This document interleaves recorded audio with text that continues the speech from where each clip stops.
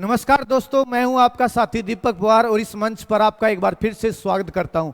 आज मैं बात करने वाला हूं महाभारत के रचयिता महर्षि वेदव्यास और भीष्म के रिश्ते के बारे में। बहुत कम लोगों को यह बात पता है कि दोनों भाई थे। कैसे, मैं आपको बताता हूं, मैं आपको समझाता हूं। हस्तिनापुर के राजा शांतनु की दो पत्नियां थी, एक गंगा और दूसरी सत्यवती। गंगा से बेटा पैदा हुआ था भीष्म पितामह और सत्यवती से दो बेटा पैदा हुए, एक चित्रांगद और एक विचित्रवीर्य।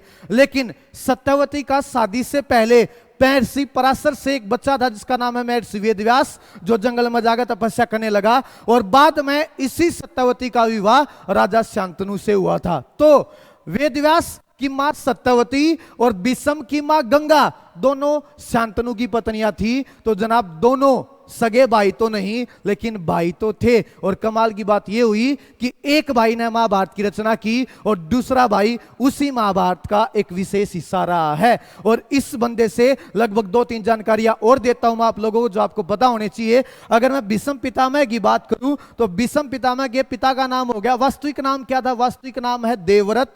पिता का नाम हो गया शांतनु और माता का नाम हो गया गंगा। और कौरवों की सेना का पहला प्रधान सेनापति कौन था? भीष्म पितामह। और कितने दिन तक प्रधान सेनापति रहा? ऐसा कहते हैं महाभारत की लड़ाई 18 दिन लड़ी गई थी, उनमें से 10 दिन कौरवों की सेना का सेनापति था भीष्म पितामह। कितने दिन तक? 10 दिन तक कौरवों की सेना का सेनापति रहा। तो पहला सेनापति या सबसे ज्यादा दिन तक रहने वाला सेनापति कौरवों की सेना का भीष्म पितामह आपके सामने 10 दिन तक। 10वें दिन महाभारत की लड़ाई के 10वें दिन अर्जुन ने इनको तीरों की सैया पलटा, बाणों की सैया पलटा दिया था। भाई साहब याद रखिएगा, 10वें दिन की घटना है। अब अगला क्वेश्चन बनता है, बहुत कम लोगों को यह बात पता है कि भीष्म पितामह बाणों की सैया पर कितने दिन तक लेटे रहेंगे? आपके दिमाग में आएगा 8 दिन। अबे नहीं, याद रखिएगा 58 दिन तक लेटे रहे थे। भीष्म पितामह कितने दिन तक सरसैया व बाणों की सैया पर पड़े रहे थे? 58 दिन तक।